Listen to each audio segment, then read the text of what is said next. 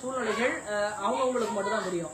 இப்போ சமீபத்தில் நான் நாமக்கல் வந்திருந்தேன். இப்போ நாமக்கல் வந்திருக்கும் போது உங்களுடைய சங்கங்கள் திறப்பு விழா பார்த்தேன். நான் என்ன நினைச்சேன், வந்தாங்க அழைச்சாங்க, சரி நம்ம போவோம் அப்படின்னு நான் வந்தோம். ஆனால் அங்கே வந்து சரி ஒரு பிரம்மாண்டமா ஒரு அலுவலகம் திறப்பு இருக்கும், நண்பர்கள்லாம் இருப்பாங்க அப்படின்னு நான் நினைக்கும் போது ஒரு இடத்துல வந்து உண்மையாலுமே வந்து நான் குரல் கொடுக்கணும்னு நினைச்சேன். காரணம் என்ன அப்படின்னா, ஒரு பிரம்மாண்டமா இல்லாம ஒரு செட்டு போட்டு அங்க சாமியை வச்சு, அதுவும் மண்தரை தான், பக்கத்துல வந்து ஒரு செட்டு போட்டு அதுல ஒரு 150, 200, 500 டிரைவர்களை வரவழைச்சு அங்க ஒரு எளிமையான முறையில, பெரிய பிரம்மாண்டமா கூட கிடையாது, சாதாரணமா வந்து ஒரு எப்படி சொல்றதுன்னா ஒரு மைக் செட்டு, எப்படி சொல்றது, அழகா ஒரு ஸ்பீக்கரு, கையில ஒரு மைக்கு, அந்த ஒரு இதுல கூட பாத்தீங்கன்னா இன்னைக்கு டெக்னாலஜி எல்லாம் எவ்வளவோ வளர்ந்து போச்சுக்கும் போது சரி இவங்களுக்கு நமக்கு தெரிஞ்ச டெக்னாலஜி நம்ம சொல்லலாம், இவர் இன்னும் கொஞ்சம் வந்து இந்த சமூக வலைதளத்தை பயன்படுத்தினா அவர் சொல்ற விஷயங்கள் வந்து நாள்தோறும் எல்லாருக்கும் கொண்டு போய் சேர்க்கும் அப்படிங்கிற ஒரே ஒரு விஷயம் தான். அங்க வந்து பார்க்கும்போது உண்மையாலுமே நான் வந்து மெய்மறந்து போனேன். காரணம் என்ன அப்படின்னா,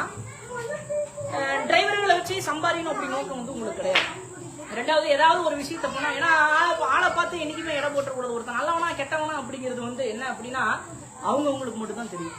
அவன் எதனால அவன் நல்லவன் எதனால கெட்டவன் அப்படின்னு பிரிக்கிறாங்க அப்படின்னா, அவங்களுக்கு தகுந்த மாதிரி நம்ம நடந்துகிட்டா நல்லவம்பாங்க, அவங்களுக்கு தகுந்தாத மாதிரி நடந்துகிட்டா கெட்டவம்பாங்க. இது எனக்கு மட்டும் கிடையாது, பார்க்கிற எல்லாருக்குமே எல்லா துறையிலுமே வந்திருக்கு. அன்னைக்கு ஒரு எளிமையா நடத்தி ஒரு 200 பேர் 300 பேரை கூட்டி ஒரு விஷயத்த பண்ணும் பொழுது அது எனக்கு ரொம்ப பிடிச்சிருந்தது.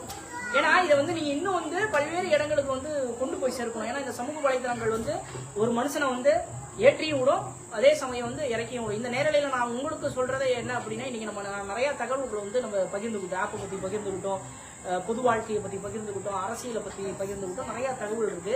இன்னும் நீங்கள் வந்து என்ன பண்ணும் அப்படின்னா, உங்களை நீங்கள் மெருகேற்றிக் கொள்ள வேண்டும், உங்களை நீங்கள் பக்குவப்படுத்திக் கொள்ள வேண்டும். சமூக வலைதளங்கள் அந்த விமர்சனங்கள் அப்படிங்கும் போது நான் எல்லாருக்கும் சொல்றதான், ஒரு பந்தயத்துல குதிரை ஓடும் போது அந்த குதிரையை பார்த்து எல்லா குதிரையும் ஒரு நாள் தோக்கடிக்கணும்னு நினைக்கிறாங்க, கடைசியில அந்த குதிரை எப்படியாச்சும் ஒழிச்சிடணும்னு நினைக்கிறாங்க. அந்த குதிரையை உரிமையாளரும் பணத்தை வாங்கிட்டு நெச ஊசி போட்டுறாரு. பந்தயத்துல எல்லாருமே ஓடும்போது அந்த குதிரையை பார்த்து எல்லா குதிரை உரிமையாளரும் சிரிக்கிறாங்க, எப்பா எப்படியாவது மடங்கி விழுந்துருச்சு அப்படின்னு சொல்லி நினைக்கும் பொழுது அந்த குதிரை மீண்டும் எழுந்து ஓடி நின்று போய் எதற்காக வெற்றி பெற்றுச்சு அப்படின்னா, தன்னை சார்ந்தவர்களுக்காக வெற்றி பெற்றுச்சு. இது ஒரு விமர்சனமான ஒரு கதை. ரெண்டாவது என்ன அப்படின்னா, நம்ம உடன் இருப்பவர்களே பாத்தீங்கன்னா என்ன பண்றாங்க அப்படின்னா, ஒரு குதிரையை வளர்க்குறாங்க, கிட்டத்தட்ட ஒரு 25 வருஷம் ஒற்றுமையா இருக்கிறாங்க. திடீர்னு பார்த்தா அந்த குதிரைக்கு வயசாயிருச்சு, அந்த குதிரையை வந்து சாவடிக்கணும் பிளான் பண்ணி என்ன பண்றாங்க அப்படின்னா, ஒரு குழிக்குள்ள வந்து தள்ளிடுறாங்க.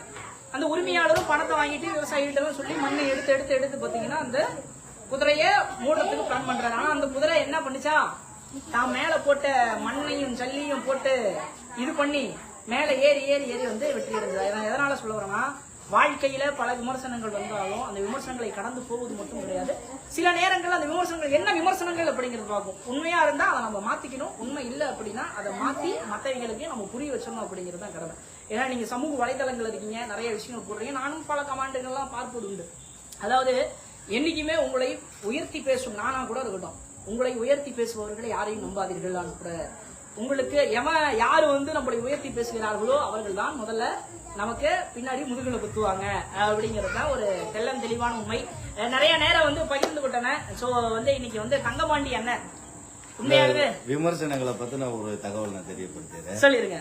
அதாவது விமர்சனம் அப்படின்றது பேஸ்புக்ல ஒரு கமெண்டா போடுறதோ, இன்ஸ்டாகிராம்ல ஒரு கமெண்டா போடுறதோ, யூடியூப்ல ஒரு கமெண்டா போடுறதோ எந்த ஒரு நல்லதாவது நடந்துருமா தெரியப்படுத்துங்க.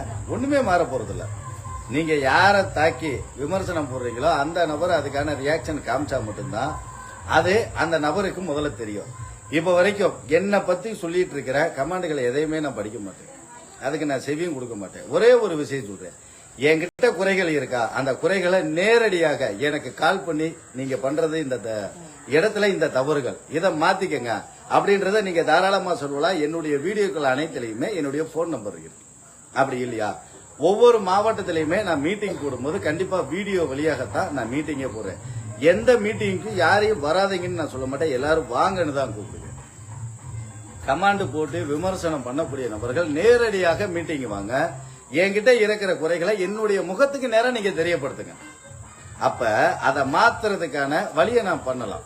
இல்ல இன்னொரு விஷயம் சொல்லிடுறேன், ஒரு நபர் வந்து என்னை பத்தி ஒரு வீடியோ ஒண்ணு எடிட் பண்ணி போறாரு, ஒரு பையன் சும்மாவே அலசல் குலசல் இதுல வேறயா என்னப்பா இந்த மாதிரி ஒரு வீடியோ போட்டிருக்க, யாருப்பா நீ அப்படின்னு. இந்த மாதிரி தங்கப்பாண்டியன்றவர் இந்த மாதிரி பண்றாரு, நம்ம பேசுறதே தங்கப்பாண்டியனே தெரியல, தங்கப்பாண்டியன்றவர் இந்த மாதிரி பண்றாரா, அவரை பத்தி ஒரு வீடியோ போட சொன்னாங்க. அந்த பையன் வந்து இன்ஸ்டாகிராம்ல பிரபலமா இருக்கிற பையன் தான், பேர் சொல்ல விரும்பல, போடுறாப்ல தங்கப்பாண்டி இந்த மாதிரி பண்றாப்ல, அந்த ஆளை பத்தி வீடியோ போட சொன்னாங்க. நான் போட்டுருக்கேன். சரிப்பா நீ எந்த ஊருப்பா அப்படின்னா அந்த ஊரு பேரை சொன்னாப்ல. சரி தங்கப்பாண்டியை பத்தி உனக்கு ஏதாவது தெரியுமாப்பா அப்படின்னே தெரியாது. அப்புறம் எதுக்குப்பா அந்த வீடியோவோ உன்னோட பேஜ்ல நீ போஸ்ட்ல போட்டிருக்க, போட சொன்னாங்க, போட்டேன். என்னை பத்தி முதல்ல யாருன்னே தெரியல, பேசுறது தங்கப்பாண்டியானே தெரியல. அப்படி இருக்கும்போது இந்த மாதிரி எல்லாம் நடக்குது. இதனால என்ன கிடைக்கும்? இல்லண்ணே, இதுல நான் வந்து உங்களுக்கு என்ன சொல்றேன் அப்படின்னா, ஹிட்லர் ஒரு அருமையான ஒரு வார்த்தை சொல்லியிருக்கிறாரு. என்ன அப்படின்னா, இந்த உலகம் உன்னை திரும்பி பார்க்க வேண்டும் என்றால் நீ யாரையும் திரும்பி பார்க்காது. இதை மட்டும் நீங்க கடைபிடிச்சீங்கன்னா வந்து இன்னுமே வந்து, ஏன்னா நம்ம நிறைய விஷயங்கள் பேசினா நம்ம நிறைய விஷயங்கள் பேசிக்கிட்டே இருக்கலாம். அதாவது வாழ்க்கையில விமர்சனங்கள் இல்லாத மனிதர்களே இல்ல.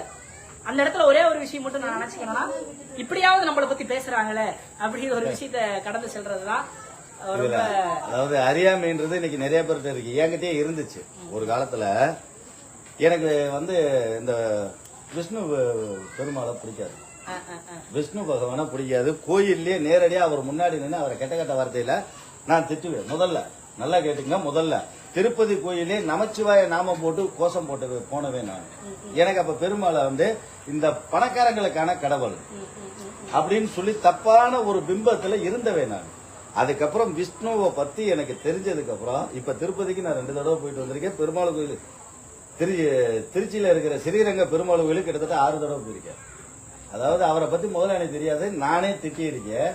தெரிஞ்சதுக்கு அப்புறம் மொத்தமும் ஒண்ணுதான் அப்படின்றது தெரிஞ்சதுக்கு அப்புறம் இன்னைக்கு பெருமாள் கோயிலுக்கு நானே போய் அவர்கிட்ட நின்று அவர் நாமத்தை சொல்லி நான் கும்பிட்டு இருக்கேன். இது எதுக்காக இந்த இடத்துல சொல்றேன் அப்படின்னா, அறியாமை. ஒரு மனிதனை பத்தி ஒண்ணு தெரியாமலே நம்ம பேசுறது, அவங்கள பத்தின தப்பான ஒரு பிம்பத்தை நம்ம மனசுக்குள்ள வச்சுக்கிறது. இது இன்னைக்கு என்கிட்டயும் இருந்ததுதான், அதை நான் தெரிஞ்சுக்கிட்டேன். உங்ககிட்ட இருக்கு அப்படின்னா நீங்க தெரிஞ்சுக்கங்க. இல்ல எல்லா மனிதர்களுக்குமே அந்த ஒரு அறியாமை அப்படின்னு ஒண்ணு இருக்கும். அப்போ நான் உட்பட எனக்குமே இருக்கும், எல்லாத்துக்குமே இருக்கும். சரி, அது வந்து என்ன அப்படின்னா, ஒரு நல்ல விஷயங்கள் செய்யறாங்க அப்படின்னா தயவு செய்து வந்து யாருமே வந்து விமர்சனங்கள் வந்து செய்யாதீங்க. அந்த நல்ல விஷயம் செய்யறதுக்கு 4 பேர் உதவல அப்படின்னாலும் கூட பரவாயில்ல, அந்த உதவி செய்யறத உபத்திரமா வந்து மாட்டிடாதீங்க. ஏன்னா ஒருத்தருக்கு உதவி செய்யறது அப்படிங்கும் போது அவங்க 4 பேருக்கு பிச்சை எடுக்கிறது அவங்களுக்கு மட்டும் தான் தெரியும். இதை அடிக்கடி வந்து என்னங்க இப்படி வெளிப்படையா சொல்றீங்க அப்படின்னு நிறைய பேர் இந்த வார்த்தையை மட்டும் லைவ்ல மட்டும் பேசாதீங்க அப்படின்னு சொல்லுவாங்க.